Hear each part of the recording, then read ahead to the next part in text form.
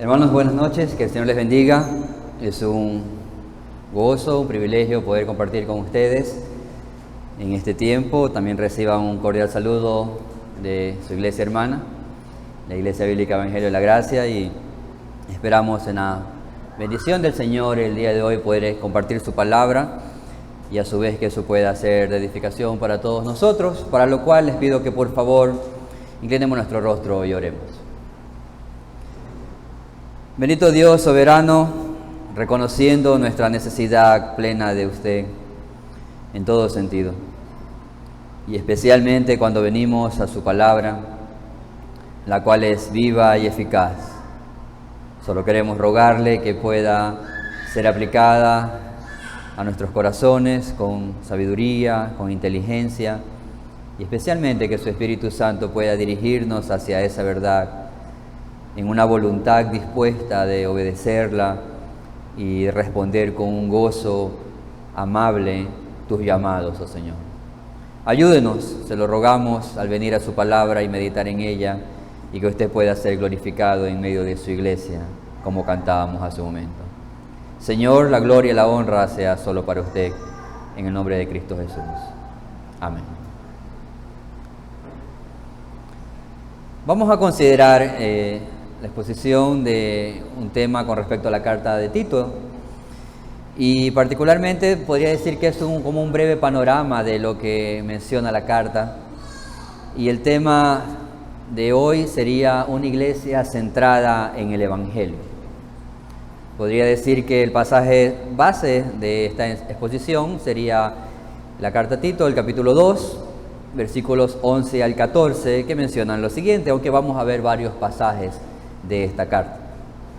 Tito capítulo 2, versículos 11 al 14, dice lo siguiente: porque la gracia de Dios se ha manifestado para salvación a todos los hombres, enseñándoos que, renunciando a la impiedad y a los deseos mundanos, vivamos en este siglo sobria, justa y piadosamente, aguardando la esperanza bienaventurada y la manifestación gloriosa de nuestro gran Dios y Salvador, Jesucristo, quien se dio a sí mismo por nosotros para redimirnos de toda iniquidad y purificar para sí un pueblo propio, celoso de buenas obras.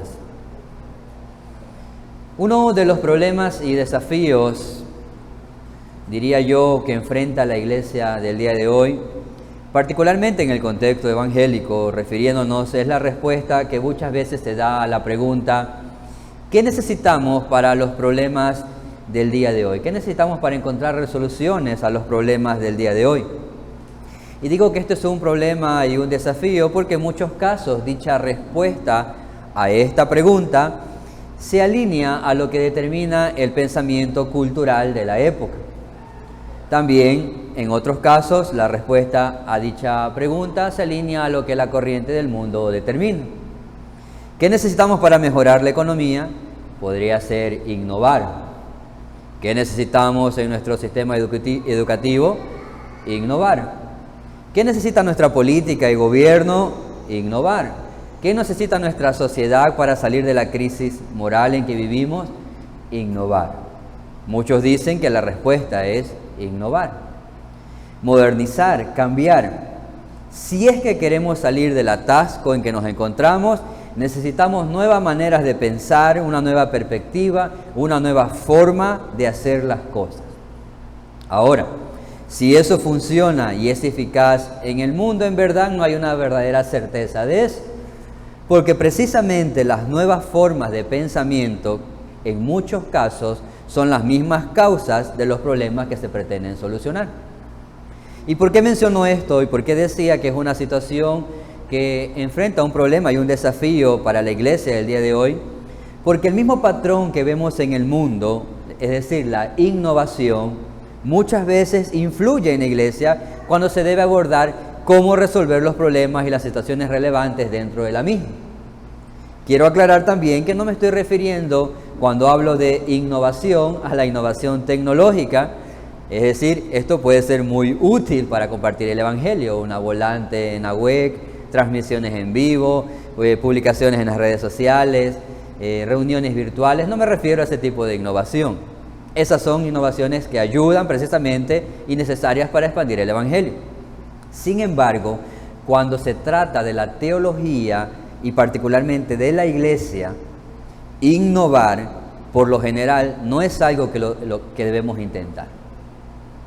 En tal sentido, de hecho, a lo largo de la historia, la mayoría de las veces cuando se intentaron innovaciones en el contexto de la iglesia, estas resultaron en muchos casos en herejías y en malas prácticas. ¿Por qué razón? Porque la innovación es buena siempre y cuando las cosas necesiten mejorarse.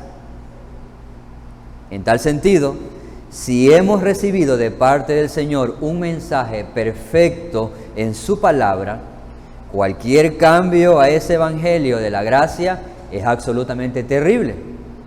Y esa clase de innovación debería ser totalmente evitada. Ahora bien, la pregunta es, ¿cómo lo hacemos? ¿Cómo podemos proteger esta perfecta buena noticia o sana doctrina, como describe Tito o Pablo a Tito? ¿Cómo guardamos, cómo protegemos esto que hemos recibido? De eso podríamos decir que es uno de los mensajes, o quizás el mensaje central de la carta a Tito. El apóstol Pablo enseña y exhorta a los pastores a predicar el evangelio verdadero. Pero en medio de todo eso también se nos dice la forma en que se deben estructurar nuestras iglesias, la forma en que debemos relacionarnos mutuamente y la forma en que debemos vivir en el mundo en que nos encontramos. Todo esto nos ayudará a preservar este precioso mensaje del evangelio que se nos ha dado a la iglesia. Ahora, comencemos con algo breve en el contexto de la epístola o la carta a Tito. Esta carta tiene muchas similitudes con la primera carta a Timoteo. Ambos libros son escritos por Pablo a hombres con responsabilidades en el liderazgo pastoral. Así que es natural que Pablo incluya instrucciones para ambos hombres. En Tito, al igual que en primera de Timoteo, vemos instrucciones acerca del establecimiento de los ancianos. También vemos la necesidad de enfrentar a los falsos maestros. Y vemos instrucciones acerca de lo que significa vivir como cristianos en la iglesia y en el mundo. Entonces, todas estas son similitudes. La pregunta es, ¿en qué se diferencia Tito de primera de Timoteo? Y quizás la diferencia principal es que hay un contexto distinto aquí. Por eso la distinción en algunas áreas en las cuales se enfoca Pablo. Por ejemplo, en Tito capítulo 1, versículos 4 al 5, Pablo dice: a Tito, verdadero hijo común en la fe, gracia, misericordia y paz de Dios Padre y del Señor Jesucristo, nuestro Salvador. Por esta causa te dejé en Creta, para que corrigieses lo deficiente y establecieses ancianos en cada ciudad, así como yo te mandé. Anteriormente, Pablo ya había pasado parece parte del tiempo en la isla de Creta, estableciendo la iglesia. Ahora envía a Tito a continuar con ese trabajo. Lo que buscaba en este caso el apóstol Pablo era brindar salud espiritual a la iglesia o las iglesias en esa localidad. Entonces, ¿cómo hace Pablo para preparar a Tito para esto? Lo primero que notamos es que Pablo lo que hace es capacitar a Tito enumerándole los requisitos para los ancianos. Y eso lo encontramos en el capítulo 1, versículos 6 al 9, que lo veremos en un momento más. Tal como también se lo hizo en este caso a Timoteo. Pero en el caso de Timoteo no fue lo primero que se le dijo a Timoteo, sí es lo primero que se le está enseñando en este caso a Tito. Probablemente por las circunstancias y por el contexto. Era un poco distinto en ese sentido, o la premura era necesaria enfocarse en ese punto. Por lo tanto, lo que vemos también es, ¿por qué comienza con una descripción de liderazgo bíblico? Bueno, conforme avancemos en la carta nos vamos a dar cuenta de algo. El gran problema que había en dichas iglesias, lo que se menciona en los versículos 10 al 16 del capítulo 1, nos lo menciona y dice: porque hay muchos rebeldes, habladores y engañadores. Entonces, había una deficiencia que debía ser corregida a tiempo. No solo era una ausencia de buen liderazgo, el problema era que ese mal liderazgo era progresivo. Esos falsos maestros se iban desarrollando, iban causando estragos y era necesario enfrentarlos prontamente. Por lo tanto, las instrucciones de Pablo no se circunscriben solo a eso, sino que luego también vemos en los capítulos 2 y 3 cómo lo anima a Tito sobre ciertos temas necesarios que él debía enseñar y que esto permitía establecer un equilibrio en las relaciones en los diferentes contextos que la iglesia enfrentaba. Dice en Tito 2:1, pero tú habla lo que está de acuerdo con la sana doctrina. Una sana enseñanza o una correcta enseñanza sería la fuente o alimento espiritual que impulsaría a una vida centrada en el Evangelio. En los diferentes grupos de personas que conviven en el contexto de la iglesia. Hombres mayores, mujeres mayores o adultos, mujeres jóvenes, hombres más jóvenes, esclavos, ciudadanos. Ese era el contexto de quienes conformaban la iglesia.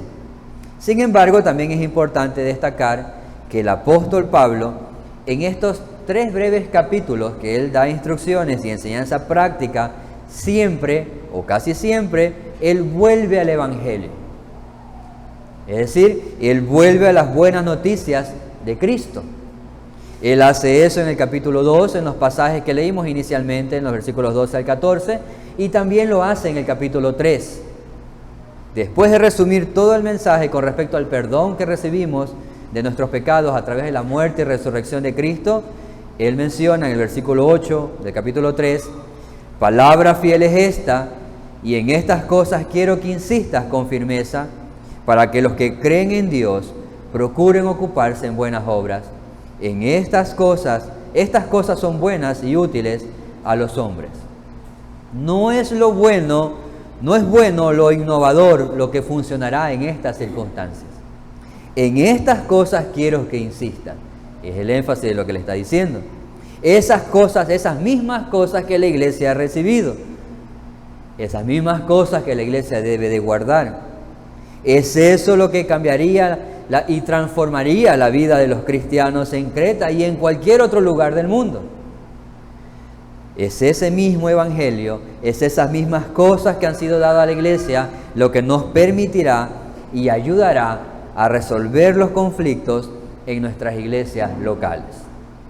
Ahora sí vamos a entrar, luego de esa breve introducción, vamos a enfocarnos en los puntos que vamos a considerar hoy. El primer punto es unos líderes moldeados por el Evangelio. Y eso encontramos en el capítulo 1, versículos 5 al 9. Unos líderes moldeados por el Evangelio. En primer lugar, el apóstol Pablo da instrucciones sobre los parámetros o estándares que deben ser observados en aquellos hombres que liderarán o guiarán a la iglesia. Al igual como ya mencionamos en la primera carta a Timoteo, la conclusión es la misma. Un buen liderazgo es esencial para una iglesia sana. Ahora, dicho de otro modo, una iglesia sana se va a preocupar diligentemente de establecer un buen liderazgo. Veámoslo de cualquiera de las dos perspectivas, pero el concepto es el mismo. Un buen liderazgo es esencial para una iglesia sana, o una iglesia sana va a procurar diligentemente establecer un buen liderazgo. Aunque puede haber diferentes circunstancias o diferentes contextos en la providencia del Señor. Una iglesia continuará funcionando durante cierto periodo de tiempo sin el reconocimiento de oficiales del tipo de hombres que está describiendo Tito y Timoteo. Y aunque puede seguir funcionando de esta manera, también debemos de recordar que una iglesia podría perder prontamente el testimonio puro del Evangelio sin la dirección y el reconocimiento de tales hombres que el Señor llama para esta labor o para dirigir a la iglesia en esta labor. Eso era precisamente el problema que afrontaba la iglesia en Creta. ¿Cómo se ven los líderes moldeados por el Evangelio? Tito 1, capítulo 6 en adelante. Pablo le dice a Tito: el que fuere irreprensible, marido de una sola mujer, y tenga hijos creyentes que no estén acusados de disolución ni de rebeldía, porque es necesario que el obispo sea irreprensible, como administrador de Dios, no soberbio, no iracundo, no dado al vino, no pendenciero, no codicioso de ganancias deshonestas, sino hospedador, amante de lo bueno, sobrio, justo, santo, dueño de sí mismo, retenedor de la palabra fiel tal como ha sido enseñada, para que también pueda exhortar con sana enseñanza y convencer a los que contradicen. Esto no será una exposición de todas estas cualidades o requisitos, ya tendrá la iglesia tiempo para examinar cada una de estas cualidades, pero meditaremos brevemente en alguno de ellos. El primero y el principal que se menciona, Pablo describe que el anciano es alguien irreprensible. Ahora, espero que todos tengamos claros que ningún cristiano es perfecto. Si usted no lo tenía claro, permítame o discúlpeme si lo desilusiono, pero ningún cristiano es perfecto y los pastores tampoco lo son. Entonces, también debemos recordar que esta irreprensibilidad de la cual está hablando no es una característica exclusiva de los ancianos.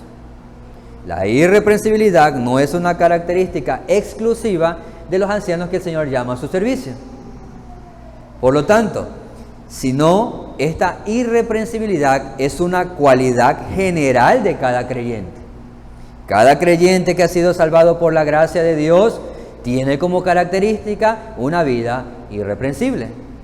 Sin embargo, el anciano debe ser alguien cuya vida dé un buen testimonio del Evangelio, y a eso nos referimos con la irreprensibilidad. Alguien que vive de esa manera conforme al Evangelio. Además, el pasaje nos lleva a considerar cómo se ve esa irreprensibilidad en otras áreas en esos hombres. Vemos que estos líderes moldeados por el Evangelio no serán líderes solamente en la iglesia, sino también que deben ser líderes en sus propios hogares. Un anciano debe ser marido de una sola esposa. Probablemente esto no significa que un anciano deba estar casado específicamente, porque esto excluiría a otros líderes que el Señor llama a servirle en unas circunstancias distintas, que quizás no estén casados. Pero en la regla podría ser una consideración importante. A lo que Pablo sí se refiere es que este hombre o estos hombres deben de tener una fidelidad en el matrimonio, evidentemente hacia su esposa. Un anciano debe ser un hombre fiel a una sola mujer, sin desviarse en ninguna manera. La relación en este caso del anciano con sus hijos también es importante. No parece que Pablo alega que los hijos de un anciano deben ser cristianos, aunque en la traducción que tenemos pareciera así, porque eso está fuera de control de los padres. Nosotros no convertimos a nuestros hijos. Lo que hacemos es compartirles el Evangelio en la mejor manera posible, confiando en la soberanía de Dios con respecto a la salvación. Entonces, pareciera que una mejor traducción para este término, cuando dice creyentes, es dignos de confianza o fieles. El pasaje entonces lo que parece es contrastar una reputación de comportamiento rebelde y desobediente con una reputación de un comportamiento fiel y digno de confianza. En otras palabras, hijos que bajo la autoridad de este anciano no evidencien una rebeldía o desobediencia. Entonces no necesariamente tendría que ser que sean creyentes. Insisto, eso está fuera del control de un padre cualquiera. Pero además de gobernar bien su propia familia, la relación del anciano con otras personas también debe ser ejemplar. En tal sentido, debe de ser ejemplar porque dice que no deben de ser soberbios. ¿Y a qué se referiría esto? Bueno, alguien soberbio es alguien que está dispuesto a salirse con la suya sin importar el costo de los demás. Entonces un anciano no debe ser soberbio, un anciano no debe ser iracundo, es decir, los ancianos se verán en situaciones, en este mes se han enfrentado, los ancianos se verán en situaciones en las cuales nos vemos tentados a perder la paciencia. Un hombre que tiene el hábito de perder la calma rápidamente, probablemente todavía no sea apto para dirigir a la iglesia. Un anciano no debe ser dado al vino. Y esto básicamente tiene que ver con la moderación o el dominio propio que él tiene sobre sí mismo. Un anciano no debe ser pendenciero. Y déjeme dirigir esto hacia la parte del hogar. Esto que nos demuestra también la masculinidad bíblica que debe estar evidenciada lógicamente en el carácter del anciano. La masculinidad bíblica no está ligada a la agresión, no está ligada al machismo, no está ligada al poder o a la dominación. Eso no es masculinidad bíblica. La enseñanza con respecto a la masculinidad se enfoca en proteger y proveer. Por lo tanto, un anciano usa la fuerza en beneficio de su familia o de beneficiar a otros, en este sentido, de proteger a otros. Entonces, la fuerza en ese sentido es usado para eso. Un anciano no debe ser codicioso de ganancias deshonestas. Ahora, no está mal que un anciano tenga riquezas o comodidades. Lo que jamás debería de considerarse es que se gane la vida por medio de tratos o acciones deshonestas o deshonrosas. Es decir, que lo que tiene es logrado a través de este medio. ¿Ok? Entonces, todas estas son restricciones negativas. No debe ser, no debe actuar, no debe vivir de tal manera. Ahora también Pablo continúa con algunas descripciones positivas de cómo el anciano debe relacionarse con otras personas. El anciano es llamado a ser hospedador. Literalmente parece que esto significa amante de los extraños. Es decir, que extiende la mano a todos aquellos que son diferentes a él. Un anciano debe ser amante de lo bueno, y la idea de amante de lo bueno es enseñar lo que es bueno, hacer lo que es bueno, y ese es el énfasis de su forma de vivir. ¿Cómo sabes entonces, después de haber mencionado todo esto de manera breve, insisto, cómo sabes si una iglesia es sana? Bueno, según Pablo, porque esta iglesia está comprometida con lo que es bueno, y ese compromiso comienza con sus líderes. Un anciano es alguien que es sobrio, justo, santo, dueño de sí mismo.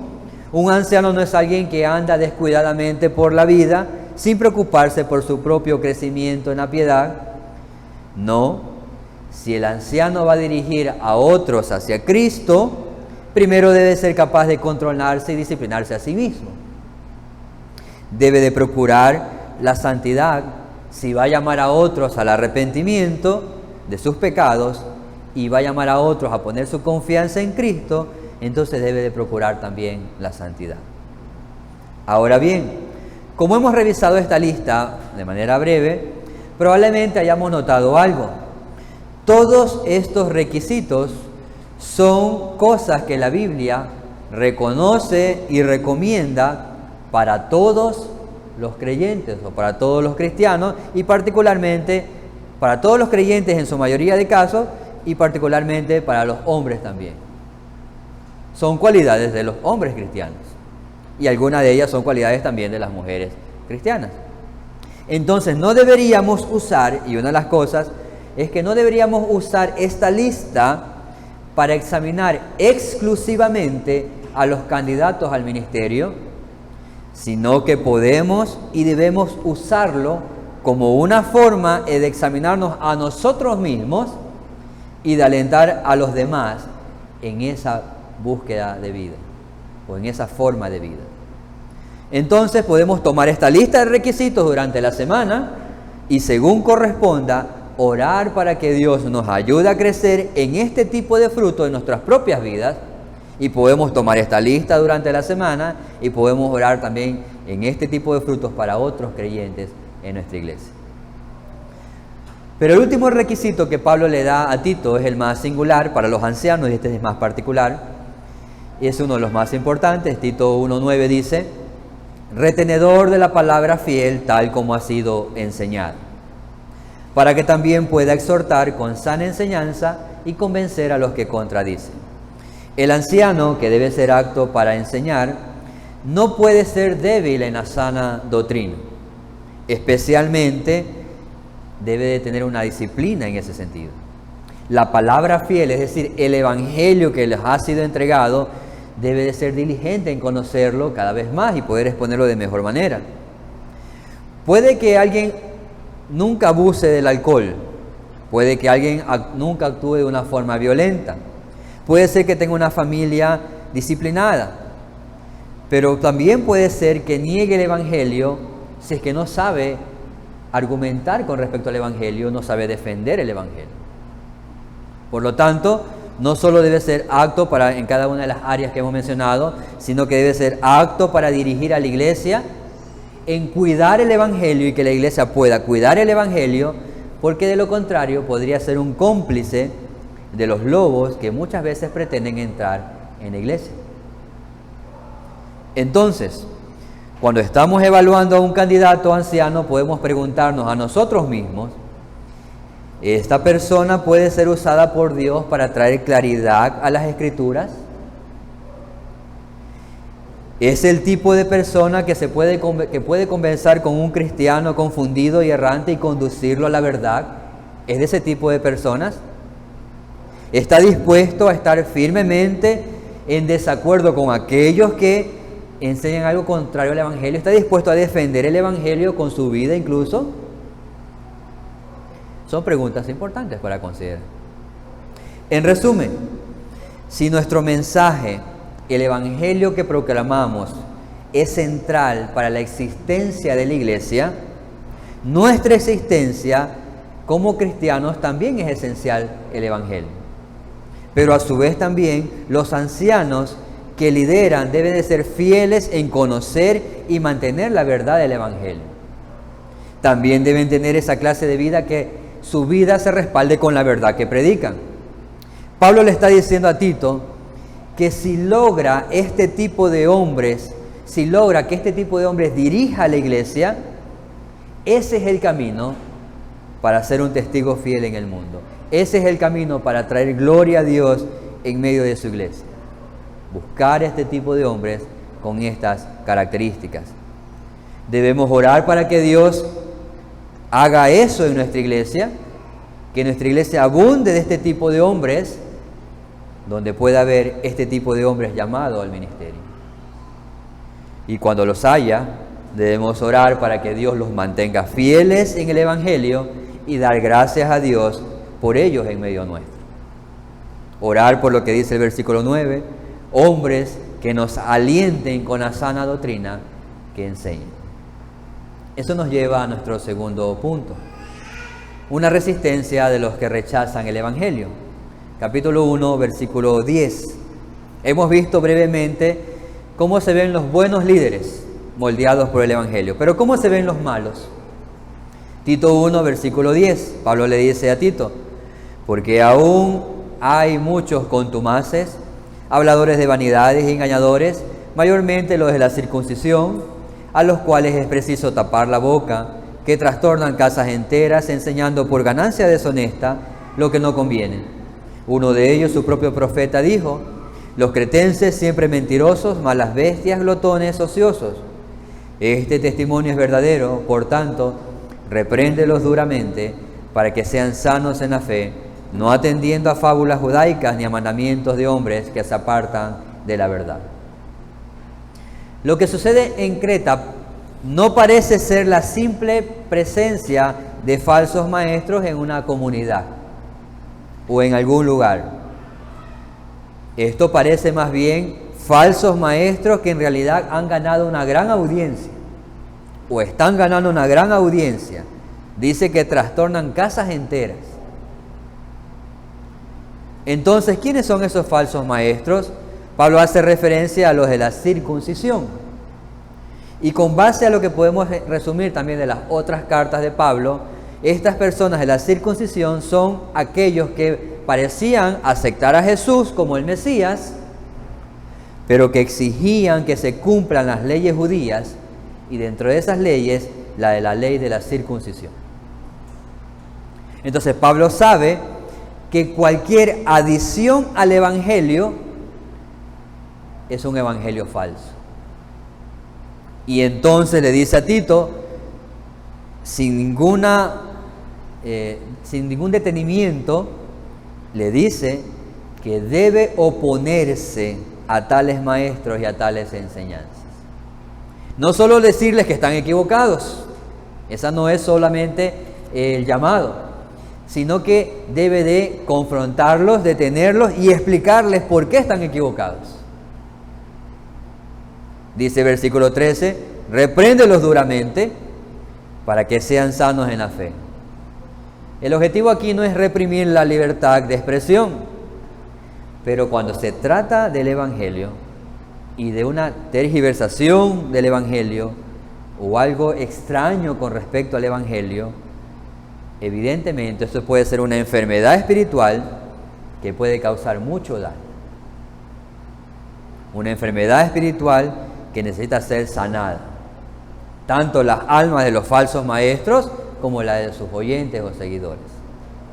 Entonces Pablo lo que hace es afirmar esto y describir cómo ellos actuaban, pero también dándole instrucciones a Tito de lo que debía de hacer.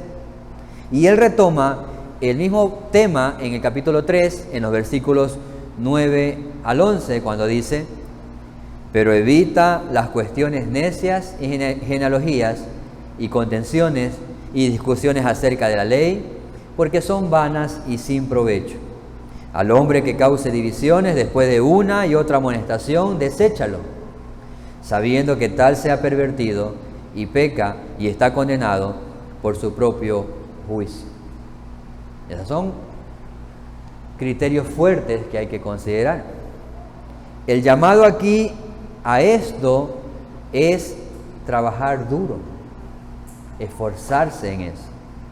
Si meditamos en esto, debemos reconocer que una de las cosas más importantes de cualquier pastor o anciano, una de las cosas más importantes que él hará por nosotros, y que quizás a veces no meditamos en eso ni agradecemos por eso, una de las cosas más importantes no es solamente ir a los hospitales a visitarlos cuando están enfermos, o tratar el presupuesto de la iglesia, o asegurar que sus sermones tengan un bosquejo claro. Todas esas son cosas buenas e importantes, claro que sí. Pero en el tema que estamos tratando, una de las cosas más importantes en este sentido es protegernos de las falsas enseñanzas. Y eso, como mencioné, es un trabajo duro. Conocer las Escrituras a fin de protegernos de las falsas enseñanzas. Porque una falsa doctrina, una falsa enseñanza, es como un poco de asbesto. No sé si ha escuchado o conoce esto. Un asbesto es un mineral muy peligroso y dañino que incluso se puede transportar en el aire. Entonces imagínese la escena de poner un poco de asbesto en el aire acondicionado.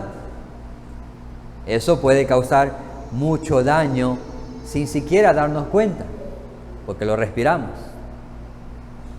De la misma manera, necesitamos buscar la dirección y la ayuda para proteger a la iglesia en este sentido, de nosotros mismos y de aquello que pudiera desviarnos de la verdad del Evangelio. Entonces, necesitamos que nuestros líderes nos cuiden de los peligros circundantes. Y casi siempre estos tienen que ver con una tergiversación o un cambio de lo que es el Evangelio. Claro está, quiero mencionar, no estoy comparando la obra de los ancianos con la del Espíritu Santo. Claro que no, no hay comparación en ese sentido. Ni tampoco estoy negando la responsabilidad que tenemos cada uno como creyentes. ¿Sí? Cada uno tenemos responsabilidad en este sentido de cuidar lo que escuchamos, de examinar lo que escuchamos. Ustedes recuerdan los hermanos, los creyentes de Berea, evidentemente ellos iban y examinaban lo que el apóstol mismo predicaba. Y claramente la obra del Espíritu Santo llevándonos a su verdad siempre y llevándonos a considerar lo que es la palabra de Dios. Pero lo que sí es claro es que no es suficiente simplemente con oponerse a la falsa doctrina. Una iglesia debe buscar tener ancianos que también enseñen la sana doctrina. La enseñanza sólida, consistente de la verdad, es la mejor manera y la mejor medida preventiva contra la falsedad de las enseñanzas que muchas veces afecta a una iglesia. ¿Y cuál es esa verdad que deben enseñar? Eso nos lleva a nuestro tercer punto, una doctrina saturada del Evangelio. En el capítulo 2, versículo 1, primero, Pablo le dice a Tito, en contraste con los falsos maestros, habla lo que está de acuerdo con la sana doctrina. ¿Y cuál es el centro de esa sana doctrina que Tito y los demás pastores, los demás cristianos, deben de afirmar, guardar y predicar? Pues el Evangelio. Es a eso a lo que nos referimos. El capítulo 2 que leímos al principio, el versículo 11, dice lo siguiente en adelante. Porque la gracia de Dios se ha manifestado para salvación a todos los hombres, enseñándonos que, renunciando a la impiedad y a los deseos mundanos, vivamos en este siglo sobria, justa y piadosamente, aguardando la esperanza bienaventurada y la manifestación gloriosa de nuestro gran Dios y Salvador Jesucristo, quien se dio a sí mismo por nosotros para redimirnos de toda iniquidad y purificar para sí un pueblo propio, celoso de buenas obras. Esto es el corazón de todo lo que Pablo intenta transmitir en su carta a Tito. Este es el antídoto contra las falsas enseñanzas. No tenemos que innovar. No hay nada nuevo que descubrir en ese sentido. Este es el combustible que produce ancianos piadosos. Este es el combustible que produce vidas piadosas en medio de las relaciones de la iglesia. Es a eso a lo que debemos de acudir. Cada creyente, no solo los ancianos, debe atesorar lo que está en el centro del mensaje del Evangelio. Jesucristo se entregó a sí mismo por nosotros. Y este mensaje no se trata sobre algo que nosotros hicimos. Este mensaje se trata sobre algo que Dios ya hizo para alcanzar nuestra propia salvación. En nuestro pecado, todos los hombres y mujeres sabemos que somos enemigos de un Dios santo. Nuestra única esperanza es que Dios nos rescate, pero no con nuestra propia justicia, sino con una justicia que se nos otorga por medio de su Hijo. Y esto es exactamente lo que hace. En amor envía a su Hijo para vivir una vida perfecta, para morir una muerte que nosotros merecíamos en la cruz, y resucitando al tercer día, para que cualquier persona, en cualquier lugar o contexto, pueda abandonar su pecado, creer en Cristo Jesús y recibir vida en lugar de muerte, gloria en lugar de juicio, perdón en lugar de ira. Eso es la gracia, eso es un favor totalmente inmerecido, y ese es el Evangelio que debe regular toda nuestra vida y todas nuestras relaciones en la iglesia y fuera de ella. Déjenme añadir algo. Espero que ninguno hoy pueda decir, el Evangelio, sí, ya lo sé, ya me lo sé de memoria. Juan 3:16, facilito. Desde pequeño me lo enseñaron. O un día yo hice una oración de fe. Sí, el Evangelio, yo un día hice una oración de fe. El Evangelio, sí, yo un día me bauticé.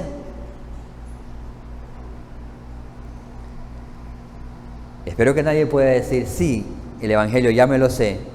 Mejor pasemos a otro asunto más innovador o relevante. Porque no hay nada más innovador o importante. Este es el mensaje de gracia.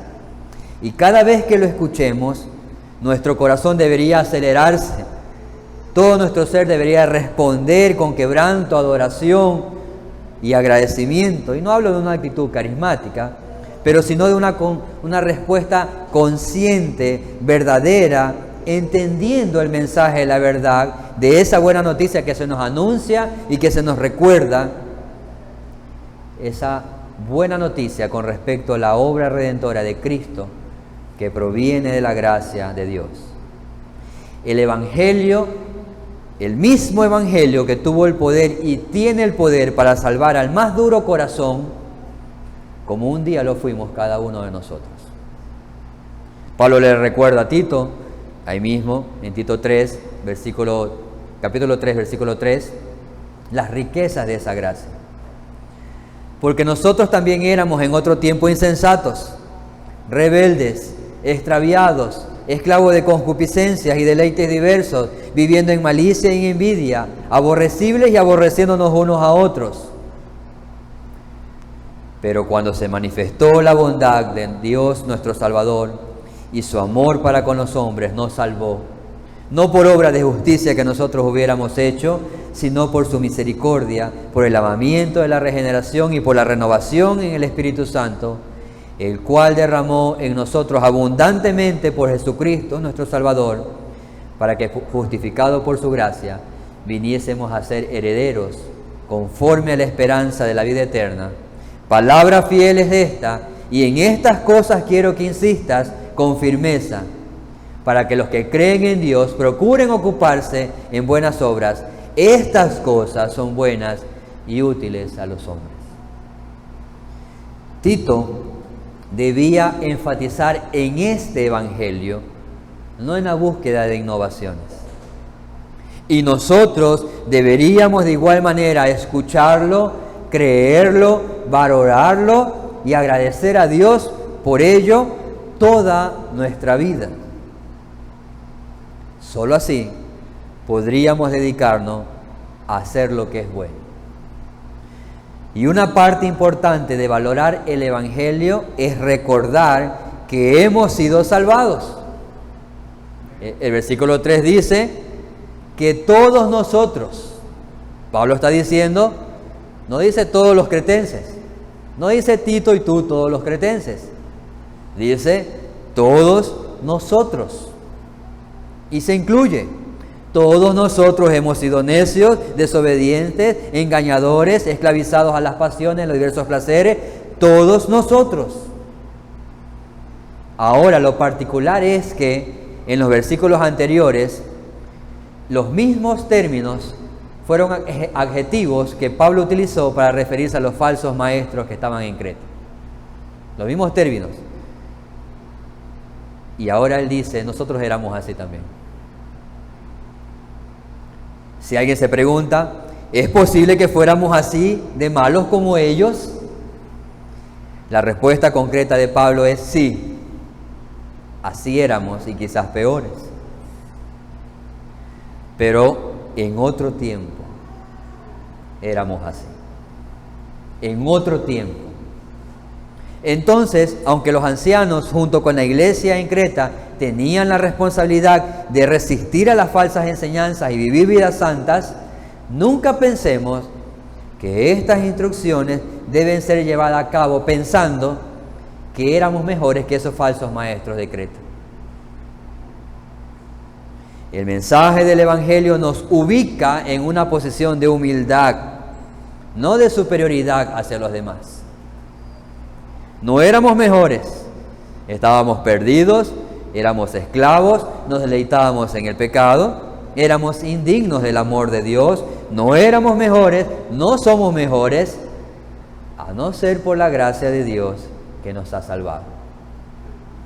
Una iglesia centrada en el Evangelio no es una iglesia donde las personas llegan porque son más respetables, más honrados de la sociedad, o porque tengan más que ofrecer a Dios. No, el corazón de la sana doctrina es que todos una vez fuimos desobedientes, necios, engañadores, esclavizados. Pablo, Tito, tú y yo, todos en algún momento fuimos los más parecidos a los falsos maestros que ahora se están protegiendo y están atacando a la iglesia. Y precisamente por eso necesitamos el mensaje del Evangelio. Ahora déjenme mencionar algo adicional. Digamos que logramos comprender mentalmente el Evangelio. Nuestro cerebro acepta esa doctrina que debe ser enseñada a la iglesia. ¿Eso es todo? No, porque no solamente es una comprensión intelectual. La vida cristiana, o mejor dicho, el Evangelio demanda una vida cristiana. Esta lista de verdades, estas características demanda una forma de vivir conforme a eso. No es solo entenderlo con nuestra mente y afirmarlo y memorizarlo, es vivirlo. De ningún modo pensemos que el Evangelio es solamente algo intelectual. Dios cambia radicalmente nuestras vidas a través del Evangelio. La moralidad, las reglas, el esfuerzo, nuestra propia determinación, en última instancia, no es lo que produce una vida transformada, es el Evangelio lo que produce una vida transformada. Es el Evangelio lo que produce piedad en nosotros, para que, como decía Pablo a Tito en el versículo 11, porque la gracia de Dios se ha manifestado para salvación a todos los hombres, enseñándonos que renunciemos o renunciando a la impiedad y a los deseos mundanos, vivamos en este siglo sobria, justa y piadosamente. No es solo una comprensión intelectual. Si luchas con la impiedad, si luchas con las pasiones mundanas, como yo, entonces probablemente es porque la gracia de Dios te ha alcanzado. Pero si no estás luchando con eso, aunque intelectualmente conozcas el Evangelio, debes de examinar si realmente el Evangelio ha cambiado tu vida. Necesitas observar que la gracia de Dios no dice que debamos limitarnos y sentarnos sin hacer nada más. Estamos llamados a procurar y a vivir en santidad, pero no hay forma de vivirla sin el Evangelio. La misericordia de Dios nos enseña acerca del amor de Dios y cómo viven los hijos de Dios. Somos salvados por su bondad, somos lavados por su gracia, por su sangre derramada, hemos renacido, el Espíritu Santo ha sido derramado sobre nosotros, hemos sido justificados por su gracia, somos herederos de vida eterna. Todas esas son bendiciones. Meditamos en la cruz, saboreamos las realidades que el Evangelio produce y nuestra gratitud debe elevarse cada vez más. No es la moralidad lo que salva a nadie, no es una comprensión intelectual lo que cambia el corazón. Solo podemos vivir de una manera sobrenatural porque hemos sido perdonados de una forma sobrenatural. Y eso nos lleva a nuestro punto final, una vida centrada en el Evangelio. Tito, capítulo 2, versículo 2 en adelante. Que los ancianos sean sobrios, serios, prudentes, sanos en la fe, en el amor, en la paciencia. Las ancianas asimismo sean reverentes en su porte, no calumniadoras, no esclavas del vino, maestras del bien, que enseñan a las mujeres jóvenes a amar a sus maridos y a sus hijos, a ser prudentes, castas, cuidadosas de su casa, buenas, sujetas a sus maridos, para que la palabra de Dios no sea blasfemada. Exhorta asimismo a los jóvenes que sean prudentes. ¿Cómo los llama Dios ahora a cada creyente en su manera de vivir? Bueno, ahora nos está dando una lista de requisitos o de cualidades o características tremendamente prácticas para nosotros. Dependiendo de dónde estemos en cada una de esas escenas, seamos un adulto mayor, un joven, una mujer, un hombre, cualquiera, tenemos responsabilidades en cualquier contexto que nos encontremos. Y lo que necesitamos es ver estas características y examinar nuestros propios corazones a la luz de estas características en la cual se demanda vivir aquellos que han sido redimidos o salvados por ese Evangelio de gracia. El objetivo de todo esto es que hayamos sido transformados por el Evangelio, y los que han sido transformados por el Evangelio viven vidas transformadas, y eso se evidencia. Los frutos nos ayudan a conocer realmente nuestra fe. Deberíamos notar que Pablo supone que hay personas de todas las edades en las iglesias de Creta. Vivimos en una cultura donde la juventud y la creatividad son valoradas a veces más que la edad y la sabiduría. Y vemos las diferentes innovaciones que se segmenta la iglesia en diferentes categorías, edades, estatus. No debería ser así en la iglesia. Si eres mayor, tienes una responsabilidad particular en la iglesia de Cristo de dar un ejemplo de lo que significa vivir como cristianos a hombres y mujeres más jóvenes. Tu salud física no puede ser, quizás no sea lo que antes era,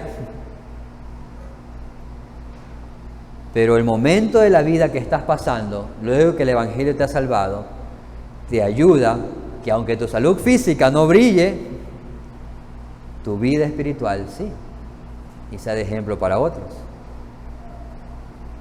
Aquellos que son o somos más jóvenes o mayores, aquellos deberíamos hacer bien o hacemos bien en orar por nuestros hermanos y hermanas mayores en la fe y viceversa. Debemos valorar también el legado, la estima, el ejemplo de los cristianos mayores. Pablo nos está enseñando eso. No es que no tienen nada que enseñarnos. El énfasis es enseñen más bien. Si cada uno de nosotros se apropia de esta imagen, de la imagen de una iglesia centrada en el Evangelio, de eso que está elogiando Pablo aquí, si cada uno de nosotros se apropia de eso, si las ancianas están capacitando a las mujeres más jóvenes, si los ancianos están dando ejemplo a los hombres más jóvenes, tenemos entonces que entrar en relaciones con personas. Y tenemos que entrar en relaciones con personas que no son como nosotros, sino que son muy distintas. Y esa es la gloria también de la iglesia. Hay una diversidad en quienes la componen. Eso da la belleza a la iglesia, que esa diversidad de personas, caracteres y características conformen la iglesia de Cristo. Necesitamos invertir tiempo en relaciones deliberadamente edificantes con el objetivo que el Evangelio se haga visible en nosotros. Pablo también da instrucciones a los esclavos, cuando dice, exhorta a los siervos a que se sujeten a sus amos, que agraden en todo, que no sean respondones, no defraudando, sino mostrándose fieles en todo, para que en todo adornen la doctrina de Dios, nuestro Salvador. Ahora bien, debemos también declarar que en el contexto del Nuevo Testamento, cuando se habla de esclavos, esa esclavitud o esa característica de la esclavitud no es una esclavitud racial o discriminatoria en ese sentido, no era en ese sentido, como quizás podemos ver en la historia lo que sucedió en Estados Unidos por muchos años, sino que se trata de un tipo de esclavitud que era un tipo de servidumbre y que probablemente estaría lo más cercano a lo que es un empleo en nuestro contexto. Entonces, en tal sentido, probablemente la mejor forma de aplicar esta amonestación de Pablo a los esclavos es que cada uno de nosotros que estamos en una situación de dependencia, hablando con respecto a empleadores, es que nuestra característica o forma de vivir hacia ellos pueda ser de ejemplo.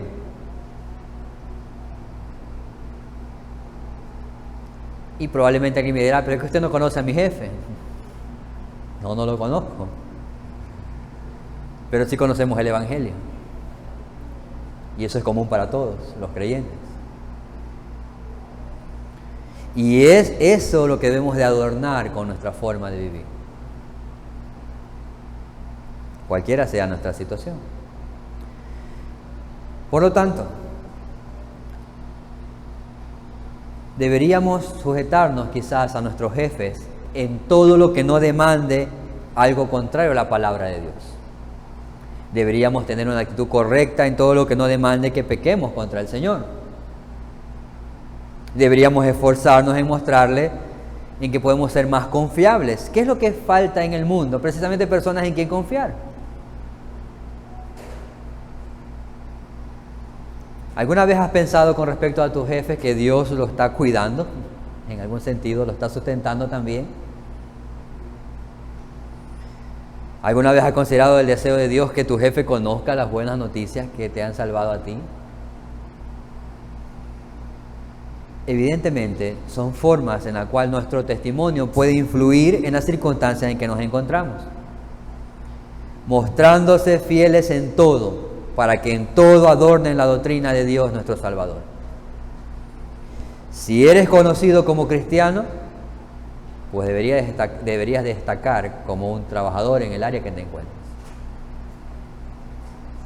Pero no destacar en ser el empleado del mes todos los meses, sino destacar en las cualidades que Dios nos demanda. Y probablemente eso tenga también su fruto en ese sentido. Pero si eres un trabajador negligente, perezoso, impuntual, deshonesto, eso no adorna el Evangelio en ningún sentido. Una iglesia centrada en el Evangelio entonces estará compuesta de personas que buscan cada día entender lo que significa vivir vidas santas. Y van a profundizar en esto en la medida en que se les enseña lo que está de acuerdo con la sana doctrina. La sana doctrina es esto, entonces vamos a vivir de acuerdo a esto.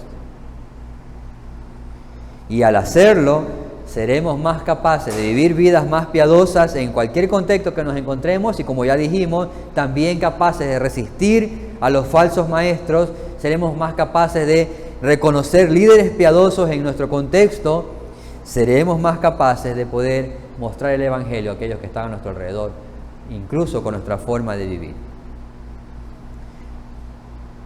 Para finalizar, en primer lugar, damos por sentado a los ancianos o líderes que son guiados por el Evangelio.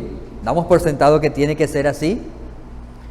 ¿O estamos orando para que Dios continúe levantando hombres como el modelo que Tito describe, que dirijan a su iglesia en medio nuestro?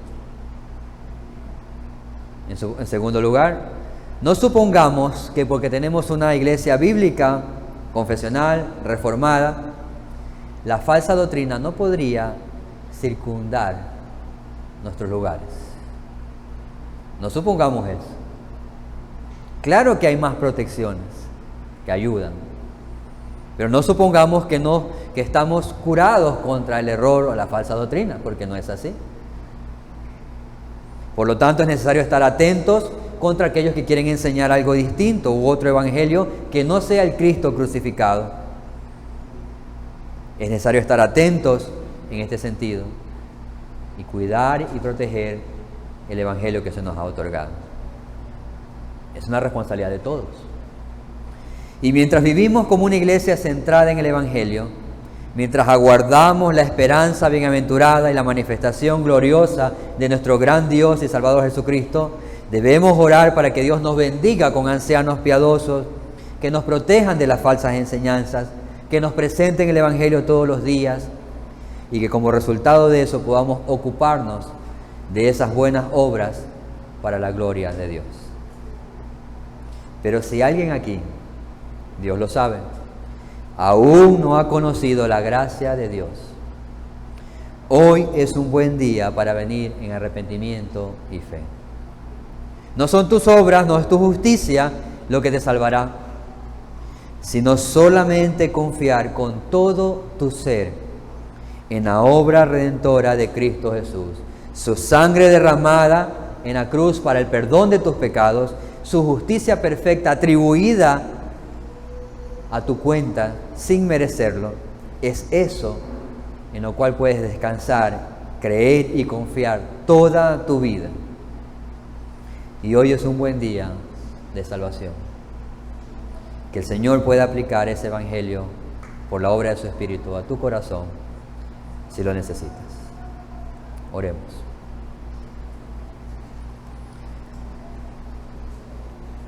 Señor, te damos gloria y te damos gracias. Definitivamente, tu evangelio, porque es tuyo, Señor, y nos lo has dado para cuidarlo, para proclamarlo. Su evangelio es glorioso. Que nuestros corazones, oh Señor, nunca lo vean como algo más en el estante, sino que sea el motor de nuestras vidas.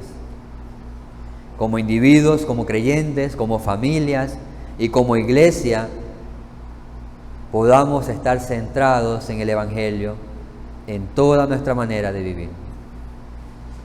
Ayúdanos como iglesia a poder ser columna y baluarte de esa verdad. Ayúdanos como individuos a poder vivir conforme a esa verdad.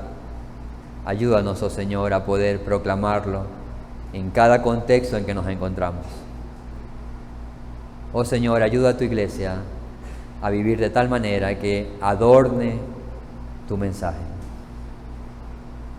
Y si alguien no te conoce aquí, oh Señor, tú puedas conceder de tu gracia hoy mismo para salvación de su alma. Que tu Espíritu Santo pueda convencer de pecado, de juicio y de justicia a quien lo necesite. En el nombre de Cristo Jesús te damos gracias. Amén.